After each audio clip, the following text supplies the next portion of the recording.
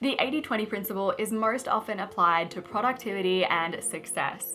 But in this class, we are going to be applying it to your happiness. This class will be focused on figuring out what you want your days and what you want your weeks to look like. This activity is really helpful if you are at a point where you want more joy in your life, you want a little bit more happiness in your days, and you want to be spending your time with intention. The 80-20 rule states that 80% of the effects come from 20% of the causes. For example, 80% of your relationship frustrations come from 20% of your problems. 80% of your time wasted comes from 20% of your distractions. 80% of your income comes from 20% of your products. This activity is all about focusing on the 20% of experiences that bring you the most happiness in your life and the 20% of experiences that bring you the most negativity in your life. And we're going to be doing that by looking at how you've spent your time in the past year. The best way to start out this activity that I've found is to open up all of your records of the past 6 months to 1 year.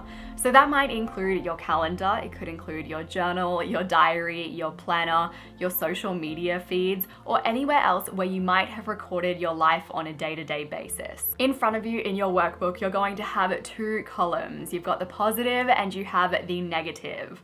What you want to do as you are scrolling through your camera history or your social media feeds is to start slotting your experiences in the past 6 months to 1 year in both of those columns. So maybe going paddleboarding with Jade was a massive positive, and maybe going on a night out with your work people was a massive negative. If you have some neutral experiences in there where you're not really feeling one way or another towards them, don't worry about them too much unless they are something that you want to reduce in your life, in which case slot them into the negative column. From doing this activity, you might start to see some serious patterns. I know that the first few times that I did this, I certainly did. You want to identify those patterns and you want to write them down. A few patterns that I have noticed when I've gone through this 80-20 activity myself are that I really dislike the cold. Most of my experiences with a significant amount of cold were in my negative column. I also noticed that nature was a big part of my peak happiness moments and that drinking was a big part of my peak negative moments. So the patterns that you have noticed in your negative column, they turn into not to do's, and the patterns that you've noticed in your positive column turn into to do more ofs.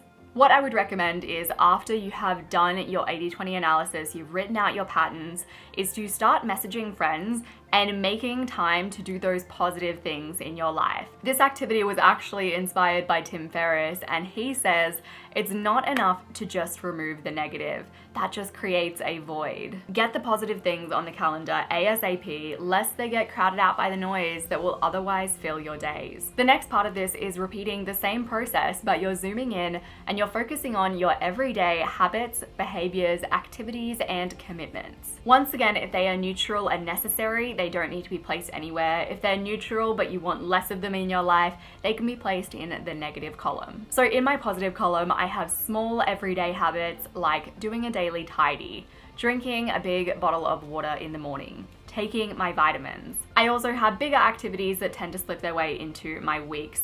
So going rock climbing, going on walks with friends. In my negative column, I've got those little habits that sneak into my days, like watching a little too much Netflix, binging a little too much TikTok, staying up late. You might have bigger weekly commitments, so maybe even going to a social function you've dedicated yourself to every week just isn't bringing you joy anymore. Similar to the previous 80-20, you want to go ahead and look for any patterns. So for me, I noticed screen time was a really big pattern in my negative column. The more screen time I tend to have in my weeks, the less happy I am and the less fulfilled I feel. You could notice that all of the things in your positive column are actually directly related to being connected with another human being. And that's good. That gives you an indication of what different things you need to start planning in your week and what you need to fill your weeks with more of. So this was an activity that was all about reflection and getting clarity on what you want your days and your weeks to look like.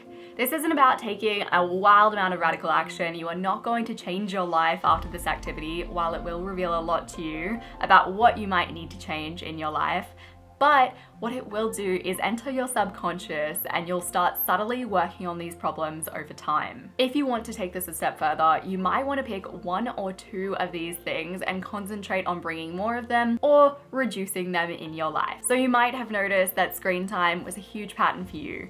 Maybe that is something that you specifically work on for the next 3 months. Or you might have noticed that nature was a huge pattern in your positives. How can you work that into your weekly planning routine, your weekly tracking routine, or just your life in general?